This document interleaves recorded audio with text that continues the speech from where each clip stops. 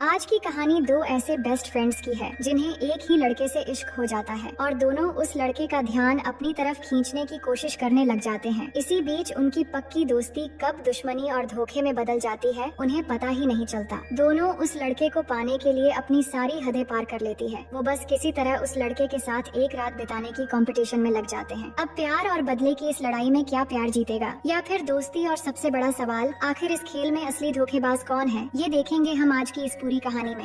Hello दोस्तों, मेरा नाम है इशिता और कहानी की शुरुआत होती है कैट नाम की एक लड़की से। कैट एक बड़े स्कूल में असिस्टेंट टीचर है, लेकिन उसकी क्लास के बच्चे हर दिन की तरह आज भी पढ़ाई में कुछ खास दिलचस्पी नहीं दिखा रहे थे। इनमें से एक लड़का तो अपनी कॉमिक बुक पढ़ने में मस्त था। ये देखकर कैट उससे कहती है, अगर इतना ही मजा आ रहा है तो अब ये कॉमिक सबको पढ़कर सुनाओ। लड़का थोड़ा हिचकिचाता है, फिर वो पूरी क्लास को कॉमिक पढ़कर सुनाने लगता है और धीरे धीरे बाकी बच्चे भी ध्यान से सुनने लगते हैं। और तो और खुद कैट भी उन बच्चों के साथ कॉमिक सुनने में लग जाती है। लेकिन ट्विस्ट तब आता है जब स्कूल का प्रिंसिपल क्लास में आकर ये सब कुछ देख लेता है। फिर वो कैट को अपने ऑफिस में बुलाकर लाता है और इनडायरेक्टली उसे इस जॉब को छोड़ने की सलाह देता है। उसका कहना था कि क्लास में इस तरह का बिहेवियर बच्चों को बिगाड़ देगा। तो आखिरकार कैट भी इस जॉब को छोड़ने का फैसला करती है और स्कूल से निकल जाती है। दूसरी तरफ कहानी हमें मैग नाम की एक लड़की से मिलवाती है। मैग एक बड़ी कंपनी में ब्यूटी प्रोडक्ट्स बेचने के लिए आई होती है और वो कंपनी ओनर को प्रोडक्ट्स की स्पेसिफिकेशन और उनकी खास बातें बताने की कोशिश करती है। लेकिन कंपनी की ओनर को ये सब पसंद नहीं आता और वो साफ साफ कहती है कि ये सारे प्रोडक्ट्स तो साउथ कोरियन हैं और मुझे इनमें कोई दिलचस्पी नहीं है। मैग को ये सुनकर काफी गुस्सा आता है और वो वहाँ से बाहर निकल आती है। लेकिन जैसे ही बाहर आती है वो देखती है कि उसकी कार नो पार्किंग जोन से टो करके ले जाया जा रहा है। ये देखकर उसके खराब दिन और भी बदतर बन जाता है। इसके बाद हमें पता चलता है कि कैट और मैग असल में बेस्ट फ्रेंड्स हैं और दोनों एक ही घर में रहती हैं। घर पहुँचते ही दोनों अपनी खराब किस्मत पर हंसने लगती हैं और गाने पर डांस करना शुरू कर देती है। कैट बताती है कि उसकी जॉब चली गई है, जबकि मैग अपने खराब दिन के किस्से शेयर करती है। तभी एक लड़का मैग की बेडरूम से बाहर आता है और मैग को अपना कपड़ा देने के लिए कहता है। असल में कैट के आने से पहले मैग ने उसके साथ एक राउंड खत्म कर चुकी थी। कैट उससे पूछती है कि ये सब क्या है, तो वो उसे किसी तरह समझा लेती है। दरअसल मैग थोड़ी नॉटी टाइप की लड़की है और वो हर आए दिन अपने बॉयफ्रेंड्स बदलती रहती है। इसके बाद रात में दोनों ड्रिंक करते हुए टीवी देखती हैं और डिस्कस करती हैं कि इस शहर को छोड़कर कहीं दूर वेकेशन पर जाना चाहिए। हालांकि कैट कहती है कि मेरी जॉब चली गई है, इसलिए मुझे नई जॉब ढूंढनी होगी। लेकिन मैग उसे समझाती है कि पहले वेकेशन में जाकर मूड फ्रेश कर लेते हैं और इस वेकेशन के बाद हम दोनों मिलकर जॉब भी ढूंढ लेंगे। कैट को ये आइडिया अच्छा लगता है और दोनों अगले ही दिन पोलैंड के लिए निकलने का प्लान बनाती है। लेकिन एयरपोर्ट पर पहुंचने पर वो देखती है कि सिक्योरिटी चेक के लिए लंबी लाइन लगी हुई है और उनकी बारी आते आते तो बहुत सारा टाइम निकल जाएगा। तो मैग अपनी स्मार्टनेस का इस्तेमाल करती है और वहाँ के एक स्टाफ मेंबर के सामने जाके अपनी बैग खोल के कुछ ढूंढने लगती है और बातों बातों में उसे इम्प्रेस कर लेती है और लाइन में अपनी जगह आगे करवा लेती है। मैग की इस स्किल से कैट को भी फायदा होता है और दोनों फ्लाइट में पहुंच जाती है। वहाँ पर उनकी सीट्स एक साथ होती है, लेकिन उनके बीच की एक सीट खाली रहती है जो रेयान नाम के एक लड़के के लिए रिजर्व्ड थी। और यहाँ दोनों बातें करने लगती हैं, जिससे हमें पता चलता है कि कैट को ऊंचाई से डर लगता है। फिर थोड़ी देर बाद रेयान वहाँ आ जाता है जो काफी हैंडसम होता है और उसे देखकर दोनों के चेहरे पर खुशी झलकने लगती है। अब फ्लाइट टेक ऑफ हो जाने के बाद दोनों रेयान से बातचीत शुरू करने में बिल्कुल भी देर नहीं करती। वो अपना नाम बताती हैं और उससे उसकी डेस्टिनेशन के बारे में पूछती हैं। तो रेयान उन्हें बताता है कि वो पोलैंड में एक शादी अटेंड करने जा रहा है। इस दौरान दोनों ही उससे दोस्ती बढ़ाने और उसका ध्यान अपनी तरफ खींचने की कोशिश करती हैं। कभी कैट उससे बात करती है तो कभी मैग थोड़ी नोटी अंदाज में उसे इम्प्रेस करने की कोशिश करती है। फिर थोड़ी देर में उनके पास फ्लाइट अटेंडेंट आता है और उन्हें जानकारी देता है कि फ्लाइट पोलैंड नहीं पहुंच पाएगी क्योंकि वहाँ का वेदर कंडीशन बहुत ही ज्यादा खराब है, इसलिए फ्लाइट को पोर्ट लुइस में लैंड करना पड़ेगा। इसके बाद फ्लाइट पोर्ट लुइस में लैंड कर जाती है और होटल बुक करते वक्त मैग याद करती है कि वो जल्दबाजी में अपना बैग एयरपोर्ट पर ही भूल आई है। फिर दोनों रूम बुक करते हैं और जैसे ही वो लिफ्ट की तरफ बढ़ते हैं वहाँ उनकी मुलाकात फिर से रेयान से होती है जो इसी होटल में रुका था। रेयान को देखकर कैट और मैग दोनों खुश हो जाती हैं। रेयान मुस्कुराते हुए कहता है, तुमसे दोबारा मिलकर अच्छा लगा और हाँ, आज रात 8 बजे होटल में एक शानदार पार्टी है, मैं वहीं रहूंगा, तुम दोनों भी आओगी तो अच्छा लगेगा। ये सुनकर दोनों बेहद क्यूरियस हो जाती हैं और पार्टी में जाने का मन बना लेती हैं। लेकिन अब मैग के सामने एक बड़ी परेशानी है क्योंकि उसके पास तो कपड़े नहीं हैं। तो वो कैट से अपनी ड्रेस शेयर करने को कहती है, मगर कैट साफ मना कर देती है और कहती है, मेरे पास सिर्फ एक ही ड्रेस है। दरअसल कैट चाहती थी कि पार्टी में वो अकेले जाकर रेयान से मिले। अब पार्टी शुरू होती है और कैट वहाँ पहुँच जाती है और रेयान को देखते ही उससे मिलकर बातें करने लगती है। रेयान उसकी खूबसूरती की बहुत तारीफ करता है, जिससे कैट भी काफी खुश होती है। लेकिन थोड़ी देर बाद मैग भी वहाँ पहुँच जाती है। उसने किसी तरह जगह एक साड़ी का इंतजाम कर लिया था और वाकई वो सबसे अलग और इम्प्रेसिव लग रही थी, जिससे रेयान उसकी भी काफी तारीफ करता है। अब यहाँ पर 3 अजनबी बंदे कैट और मैग के पास आके उन पे लाइन मारने लगते हैं और सनराइज तक साथ में समय बिताने का ऑफर देते हैं, लेकिन मैग और कैट खुद को अंडर कवर ऑफिसर बताकर उनसे पीछा छुड़ा लेती हैं। पार्टी की रौनक बहुत ही शानदार थी। तभी न्यूज में दिखाया जाता है कि पोलैंड में मौसम और भी खराब हो गया है, जिससे सारे रास्ते बंद हो चुके हैं। तो रेयान ये देखकर थोड़ा परेशान होने लगता है, लेकिन कैट और मैग उसकी हिम्मत बढ़ाते हुए कहती हैं कि टेंशन मत लो, सब ठीक हो जाएगा। लेकिन असल में दोनों सिर्फ रेयान के करीब आने की कोशिश कर रही थी। इसके बाद तीनों अपनी लाइफस्टाइल और काम के बारे में बातें करने लगते हैं। थोड़ी देर बाद पार्टी में म्यूजिक बजते ही डांस शुरू हो जाता है और डांस के दौरान दोनों उससे चिपकने की कोशिश करने लगते हैं। रेयान ये सब कुछ समझ रहा था कि उनके मन में क्या चल रहा है, लेकिन यहाँ वो शांत रहता है। फिर पार्टी खत्म होने के बाद तीनों अपने अपने रूम की तरफ लौटते हैं, पर जाते जाते रेयान कहता है, कल क्यों ना हम सब मिलकर इस सिटी को एक्सप्लोर करें, बहुत मजा आएगा। तो दोनों इस बात पर तुरंत तैयार हो जाती हैं। यहाँ पर कैट चालाकी करते हुए रेयान के साथ उसके कमरे में जाना चाहती थी, लेकिन मैग समझ जाती है कि कैट के मन में क्या चल रहा है, तो वो कहती है, मैं भी तुम्हारे साथ जाऊंगी। लेकिन इस हड़बड़ी में कोई भी उसके साथ नहीं जा पाती। फिर अगले दिन दोनों रेयान के पास पहुँचती है और घूमने का प्लान बनाने लगते हैं, लेकिन मैग होशियारी करते हुए सबसे पहले एयर बलून की सवारी का सुझाव देती है, क्योंकि उसे पता था कि कैट को ऊंचाई से डर लगता है। लेकिन फिर भी रेयान के सामने खुद को डेयरिंग दिखाने के लिए कैट मान जाती है और फिर तीनों बलून में चढ़ जाते हैं। उनके साथ में एक गाइड भी होता है जो बलून को ऑपरेट करेगा, लेकिन बलून ऊपर उड़कर जैसे ही काफी ऊंचाई तक पहुंचता है तो इतनी ऊंचाई देखकर कैट की हालत खराब होने लगती है और वो चिल्लाकर बलून नीचे उतारने को कहती है। और कैट को इस हालत में देखकर रेयान उसे सहारा देता है और उसकी हिम्मत बढ़ाने लगता है। इससे कैट को काफी अच्छा लगता है, मगर मैग के चेहरे पर नाराजगी साफ नजर आने लगती है और उसे जेलसी होने लगती है। इसके बाद मैग एक शैंपेन की बोतल निकालती है ताकि कैट इसे पीकर थोड़ा रिलैक्स फील कर सके, लेकिन बोतल खोलते वक्त उसका ढक्कन उस बंदे की आंख पर लग जाता है जिसकी पहले से ही एक आंख खराब थी। अब इस बलून को वही कंट्रोल कर रहा था और उसकी इकलौती आंख भी फूट चुकी थी। अब वो नीचे कैसे उतरेंगे, इसी टेंशन में सभी चिल्लाने लगते हैं, लेकिन हालत खराब होने के बाद भी वो किसी तरह बलून को लेकर एक जगह पर बहुत ही खराब लैंडिंग करते हैं और इससे कैट की हालत और भी खराब हो जाती है। नेक्स्ट सीन में वो होटल में पहुंचते हैं, जहां कुछ देर के बाद वो पूल में जाने का डिसाइड करते हैं। इसके बाद दोनों रेयान को पटाने के लिए बहुत ही शॉर्ट ड्रेस पहनकर पूल में जाती है ताकि वो रेयान की नजरों में आ सके। अब पूल में पहुंचकर दोनों रेयान से मिलती हैं, लेकिन पटाने के चक्कर में वो धीरे धीरे कंपटीशन में लग जाती है और बारी बारी पूल में जंप लगाने लगती है ताकि रेयान को इम्प्रेस कर सके। लेकिन इससे रेयान के साथ साथ बाकी लोगों का भी एंटरटेनमेंट हो जाता है और सभी उन्हें ही देखने लगते हैं। लेकिन हद तो तब हो जाती है जब मैग एक चेयर लाती है और उसके ऊपर से जंप लगाने की कोशिश करती है। ये देखकर कैट उसे रोकती है और कहती है, तुम पागल हो चुकी हो, इससे तुम्हें चोट लग सकती है। लेकिन वो उसकी बात नहीं सुनती और जैसे ही वो जंप लगाती है तो उसकी आंख पर बहुत जोर से लगती है, जिससे बेचारी को बहुत तकलीफ होती है। अब अगले सीन में हम उन दोनों को होटल के कॉफी शॉप में बैठे हुए देखते हैं। दोनों ने एक दूसरे को अभी तक खुलकर नहीं बताया कि वो रेयान को पसंद करती हैं, लेकिन उनकी हरकतों से एक दूसरे को पता चल चुका था। वो किसी भी तरह रेयान को बस पाना चाहती थी। तभी वो रेयान को देखते हैं जो लगेज लेकर निकल रहा होता है, तो वो जल्दी से बाहर निकलती हैं और उससे बात करने लगती हैं। वहाँ उन्हें पता चलता है कि रेयान क्रैग नाम के एक लड़के की कार से बाय रोड पोलैंड जाने वाला है, तो वो कहती हैं कि वो भी उसके साथ जाना चाहती हैं और जल्दी से अपना लगेज लेकर रेयान के साथ चल पड़ती हैं। अब कार में क्रैग सबको बताता है कि पोलैंड तक पहुंचने में उन्हें लगभग 17 घंटे लगेंगे और ये सफर काफी लंबा होने वाला है। लेकिन यहाँ इन दोनों की सबसे बड़ी प्रॉब्लम ये थी कि कैट आगे बैठी हुई थी, जबकि मैग और रेयान पीछे बैठे हुए थे और वो मस्ती कर रहे थे। ये देखकर कैट को बिल्कुल भी अच्छा नहीं लग रहा था, क्योंकि वो रेयान के साथ पीछे बैठना चाहती थी। उसे बहुत जलन हो रही थी, इसलिए वो उनकी केमिस्ट्री बिगाड़ने के लिए जबरदस्ती पीछे पहुंच जाती है, लेकिन उनके बीच एडजस्ट नहीं हो पाती, इसलिए वापस उसे आगे आना पड़ता है। अब कैट देखती है कि मैग और रेयान के बीच काफी नजदीकियां बढ़ रही हैं, तो वो मैग की एक पुरानी फोटो दिखाती है जिसमें वो बहुत ही गंदी लग रही थी। ये देखकर रेयान भी बहुत हंसता है और सबके सामने उसका मजाक बन जाता है। इससे मैग को बहुत बुरा लगता है और वो मन ही मन गुस्से से भर जाती है। अब इसका बदला तो वो जरूर लेने वाली थी। इसके बाद वो पेट्रोल भरवाने के लिए एक पंप पर रुकते हैं, तो कैट उन्हें बताकर बाथरूम के लिए जाती है, पर जैसे ही वो अंदर जाती है मैग आकर बाथरूम का दरवाजा लॉक कर देती है और वहाँ से चली जाती है। वापस आने के बाद मैग रेयान से बात करने लगती है और उससे चिपकने की कोशिश करती है। हालांकि रेयान कैट के बारे में पूछता है कि वो अब तक क्यों नहीं आई है, तो मैग कहती है उसे शायद थोड़ी प्रॉब्लम है, इसलिए आने में टाइम लगेगा। तभी रेयान को एक कॉल आ जाता है, तो वो बात करने के लिए थोड़ा आगे चला जाता है। इतने में क्रैग वहाँ आकर मैग से बातें करने लगता है और यहाँ हमें पता चलता है कि क्रैग असल में मैग को पसंद करता है, लेकिन उसने अभी तक ये बात मैग को नहीं बताई है। इसके बाद जब रेयान और मैग आपस में बात कर रहे होते हैं, तभी हम पीछे देखते हैं कि कैट बाथरूम की खिड़की से छलांग मार देती है, जिससे उसकी हालत और उसके कपड़े पूरी तरह खराब हो जाते हैं। उसे मैग पर बहुत गुस्सा आ रहा था, क्योंकि उसे पता था कि दरवाजा उसी ने ही लॉक किया है। इसके बाद वो बहुत गुस्से में पाइप के पानी से खुद को साफ करती है और ड्रेस चेंज करती है, और अब फाइनली उसे रेयान के साथ पीछे बैठने का मौका मिल जाता है। पर ये मौका वो नहीं छोड़ना चाहती थी, इसलिए वो रेयान से कहती है, जब मैं वहाँ गिरी थी तो मेरी गर्दन में थोड़ी मोच आ गई थी, इसलिए वो रेयान से मसाज करने को कहती है और रेयान भी उसकी मसाज करने लगता है। यहाँ कैट मैग को चढ़ाते हुए वो थोड़ी नोटी अंदाज में आवाज निकलने लगती है। ये सुनकर क्रैग सोचता है कि यहाँ मसाज चल रही है या कुछ और, लेकिन मैग को ये सब देखकर बहुत जेलसी होने लगती है, इसलिए वो चुपके से एक बियर बॉटल में बहुत सारी स्लीपिंग पिल्स मिला देती है और कैट को देते हुए कहती है, इसे पीने के बाद शायद तुम्हें थोड़ी राहत मिल जाएगी। लेकिन कैट मना कर देती है और तभी क्रैग बॉटल छीन कर पीने लगता है। मैग उसे मना करती है कि ड्राइविंग करते वक्त बियर नहीं पीनी चाहिए, लेकिन इस बीच क्रैग 3-4 घूंट पी लेता है, पर उसे नहीं पता था कि बियर में स्लीपिंग पिल्स मिले हुए हैं। अब रात का समय हो जाता है और सभी लोग धीरे धीरे सो जाते हैं, तो क्रैग को भी नींद आ जाती है और वो कार ले जाकर एक पोस्टर पर टक्कर मार देता है, जिससे सभी घबरा जाते हैं। इसके बाद वो लोग एक होटल में पहुंच जाते हैं, जहां पर वो रूम बुक करने लगते हैं। लेकिन मैग और कैट के बीच अब काफी अनबन हो चुकी थी, इसलिए वो दोनों अलग अलग कमरा चुनती हैं और एक दूसरे से काफी अजीब तरह से बिहेव कर रही थी। अब आगे हम देखते हैं कि क्रैग और मैग एक साथ बैठे हुए हैं और एक दूसरे से बातें कर रहे हैं। क्रैग बताता है कि ड्राइविंग के साथ साथ वो एक शॉप भी चलाता है। असल में वो मैग को बताना चाहता था कि वो उसे पसंद करता है, लेकिन वो कह नहीं पाता। दूसरी तरफ देखते हैं कि रेयान और कैट एक जगह मिलते हैं, तो रेयान कहता है, तुम कहाँ चली गई थी, मैं तुम्हें ही ढूंढ रहा था। तुम दोनों हमेशा एक साथ रहती हो, इसलिए मैं कभी नहीं कह पाया कि मैं तुम्हें पसंद करता हूँ। और फिर बात करते हुए दोनों एक दूसरे को किस करने लगते हैं। फिर क्या होना था, रेयान उसे अपने कमरे में ले जाता है और फिर कमरे में एक जोरदार तूफान आता है, जिससे कमरे की बहुत सारी फर्नीचर भी टूटती है। अब तूफान के बाद हम कैट को देखते हैं, जो बहुत ही खुश नजर आ रही थी। फिर अगली सुबह कैट और मैग ब्रेकफास्ट में मिलती हैं, जहाँ पर मैग बताती है कि कल रात रेयान उसके साथ था और सारी रात उन्होंने एक साथ बिताई। लेकिन कैट को अच्छे से पता था कि रेयान तो उसके साथ था, लेकिन बातों बातों में दोनों को पता चल जाता है कि असल में रेयान ने तो दोनों के साथ ही रात बिताया। इतने में वहाँ क्रैग आता है और दोनों को बताता है कि रेयान उसकी कार लेकर भाग गया है। लेकिन इस बीच कैट और मैग के बीच बहस शुरू हो जाती है और दोनों एक दूसरे से बहुत बुरी तरह झगड़ा करने लगती हैं, जिससे वो काफी इंजर्ड भी हो जाती है। तब तक पुलिस वहाँ आ जाती है और होटल की चीजें तोड़फोड़ करने की वजह से दोनों को पकड़ लेती है। पुलिस ऑफिसर एक विमेन होती है और यहाँ पर क्रैग भी मौजूद होता है, जो पुलिस को बताता है कि रेयान नाम का लड़का उसकी कार लेकर भाग गया है। और यहाँ पर उन्हें पता चलता है कि रेयान जिस शादी में जा रहा था वो असल में उसी की शादी थी और शादी एक होटल में हो रही है। वहीं कैट और मैग पुलिस ऑफिसर से रिक्वेस्ट करने लगती हैं कि हमने जितने भी नुकसान किए हैं उनकी भरपाई कर देंगे, प्लीज हमें छोड़ दीजिए, क्योंकि रेयान ने सबसे बड़ा धोखा हम दोनों को दिया है। हमें किसी भी तरह शादी से पहले उस तक पहुँचना है। ये सुनकर पुलिस उन्हें छोड़ देती है, जिसके बाद वो टैक्सी लेकर निकलने वाले होते हैं। लेकिन इस बार क्रैग उनके साथ नहीं जाता, तो दोनों क्रैग के बिना ही निकल पड़ती हैं और बिना रुके सीधा उस होटल तक पहुंचती हैं जहां रेयान की शादी होने वाली थी। वहां रेयान के बहुत सारे रिश्तेदार भी आ चुके थे और कुछ देर में उनकी नजर रेयान पर भी पड़ जाती है और जब रेयान दोनों को देखता है तो वो उनसे भागना शुरू कर देता है। लेकिन कैट और मैग उसका पीछा करके आखिरकार उसे पकड़ लेती हैं। इसके बाद वो रेयान से पूछती हैं कि तुमने हम दोनों को यूज क्यों किया, जबकि तुम्हारी शादी होने वाली है। अब हम तुम्हारी शादी नहीं होने देंगे क्योंकि तुमने हमारे साथ चीट किया है। तो रेयान उन दोनों को समझाता है कि प्लीज ऐसा मत करो और यहाँ पर चिल्लाना मत। फिर वो कहता है कि असल में मुझे पता चल गया था कि तुम दोनों मुझे पसंद करती हो, और पसंद तो छोड़ो, तुम दोनों मुझे किसी तरह बस एक बार पाना चाहती थी और इसके बाद तुम दोनों भी तो मुझे छोड़कर जाने वाली थी। और धोखा तो तब होता जब मैं तुम दोनों में से किसी एक के साथ सेट हो जाता। मुझे पता था कि तुम दोनों बेस्ट फ्रेंड्स हो और आखिरकार एक साथ ही रहने वाली हो, इसलिए मैं तुम्हें छोड़कर भाग आया था। इसी बीच रेयान की होने वाली वाइफ वहाँ आ जाती है, जो मैग और कैट से मिलकर उनसे बातें भी करती है और पूछती है, तुम दोनों रेयान के कौन लगती हो? तो दोनों वो सब न बताकर कह देती हैं कि हम उसकी फ्रेंड्स हैं और तुम्हें देखने आए थे और तुम तो बहुत ही ज्यादा खूबसूरत हो। इससे रेयान भी समझ जाता है कि ये दोनों अब कुछ नहीं बताएंगी। इसके बाद रेयान अपनी शादी में चला जाता है और यहाँ कैट और मैग को पता चलता है कि रेयान की होने वाली वाइफ रेयान को बहुत चाहती है और उसके रिश्तेदार भी उसकी शादी के लिए बहुत खुश हैं और कहीं न कहीं गलती उनकी भी थी। तो वो खुद को समझा लेती है कि इस शादी में वो कोई भी प्रॉब्लम क्रिएट नहीं करेंगी और फिर वापस आ जाती है। इसके बाद देखते हैं कि मैग की मुलाकात एक बार फिर क्रैग से होती है और क्रैग यहाँ पर मैग को सब कुछ बता देता है कि वो उसे पसंद करता है और कहीं न कहीं मैग भी क्रैग को पसंद करने लगी थी, तो वो भी मान जाती है और एक दूसरे को किस करने लगते हैं। नेक्स्ट सीन में हम कैट और मैग को देखते हैं कि दोनों अभी भी एक दूसरे से थोड़ी नाराज थीं, लेकिन वो बेस्ट फ्रेंड्स थीं, इसलिए उन्हें एक दूसरे को आखिरकार माफ करना ही पड़ा। फिर वो कसम खाती हैं कि आज के बाद जिंदगी में किसी भी वजह से उनकी दोस्ती में दरार नहीं आएगी, जिसके बाद दोनों एक दूसरे को गले लगाकर काफी इमोशनल भी हो जाती है। इसके बाद दोनों जॉब ढूंढना भी शुरू कर देती हैं। फिर एक दिन कैट को उसके स्कूल के प्रिंसिपल मिलते हैं, जो आकर उससे बात करते हैं और कैट का प्रमोशन भी कर देते हैं। असल में प्रिंसिपल समझ चुके थे कि जिन बच्चों को वो पढ़ा रही थी उन्हें पढ़ाना इतना आसान नहीं है, क्योंकि वो बहुत ही शरारती बच्चे हैं और उन्हें कैट ही पढ़ा सकती है। इसलिए कैट को प्रमोशन के तौर पर एक बड़े टीचर के रूप में रख लिया जाता है। दूसरी तरफ क्रैग और मैग की न्यू रिलेशन भी बहुत अच्छी चल रही थी और वो एक दूसरे से बहुत ज्यादा प्यार करने लगे थे और बिल्कुल एक परफेक्ट कपल बन जाते हैं। और इसी के साथ कहानी यहीं पर खत्म हो जाती है। तो दोस्तों, मैं उम्मीद करती हूँ कि ये कहानी आपको बेहद पसंद आई होगी, और अगर आप हमारे चैनल में पहली बार आए हैं तो वीडियो को लाइक करके चैनल को सब्सक्राइब कर लीजिए।